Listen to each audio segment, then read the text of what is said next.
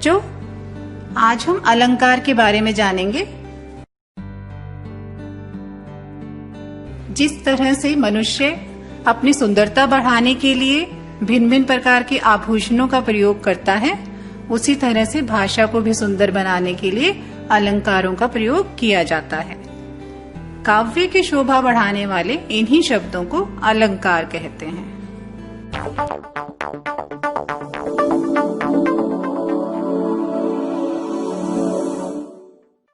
शब्द अलंकार। जिन अलंकार शब्दों के प्रयोग के कारण वाक्य में कोई चमत्कार हो जाता है अथवा सुंदर हो जाता है और उस स्थान पर अन्य समानार्थी शब्दों के रख देने से वह चमत्कार समाप्त हो जाता है, वे शब्द अलंकार माने जाते हैं। ये प्रमुख हैं। नंबर 1 अनुप्रास, नंबर 2 यमक और नंबर 3 श्लेष। आइए अनुप्रास अलंकार के बारे में जानें। इसमें वर्णों की आवर्ती बार बार होती है। जैसे उदाहरण में देखेंगे, चारु चंद्र की चंचल किरणें खेल रही हैं जलथल में। इसमें देखिए च वर्ण का बार बार आवरण हुआ है। दूसरा है यमक अलंकार।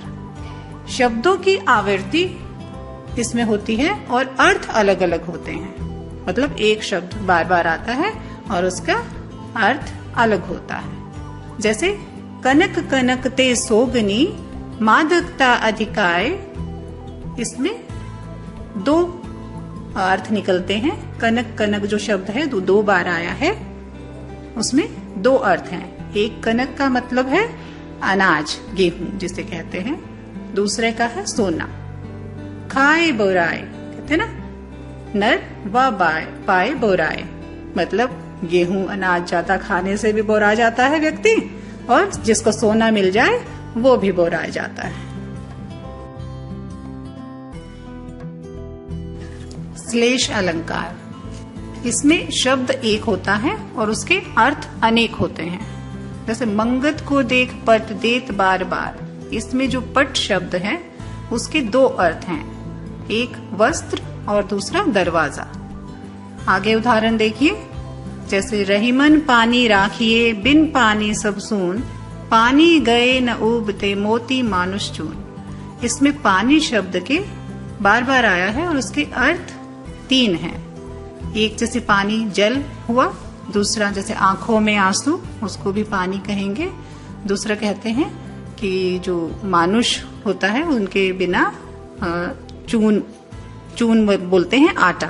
आटे को जब हम लोग गूंथते हैं उसके भी पानी की जरूरत होती है, कि उसके बिना वो अधूरा है। अतिशयोक्ति अलंकार। इसमें बात को बहुत बढ़ा चढ़ाकर कहा जाता है। जैसे हनुमान की पूंछ में लगन न पाई आग, लंका सारे जल गई गए निशाचर भाग। इसमें बात को बहुत बढ़ा चढ़ाकर कहा गया है कि हनुमान की पूंछ में आग लग गई और सारी लंका जल गई। उत्प्रेक्षा अलंकार। उपमान और उपमेय में समानता आ जाती है।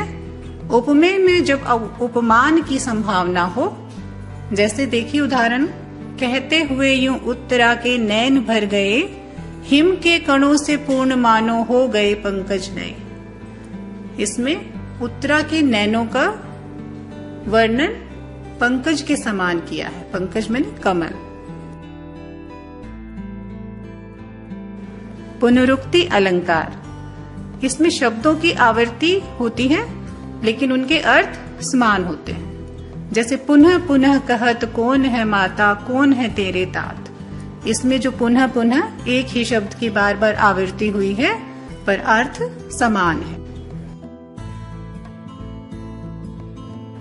मानवीकरण अलंकार। इसमें जहां बेजान वस्तुओं का चित्रण जीवधारी की तरह किया गया हो, वे मानवीकरण अलंकार होते हैं। जैसे आए बसंत महंत। इसमें बसंत की तुलना महंत से इस तरह की गई है कि महंत इस तरह से आए कि बसंत आ गई, बाहर आ गई।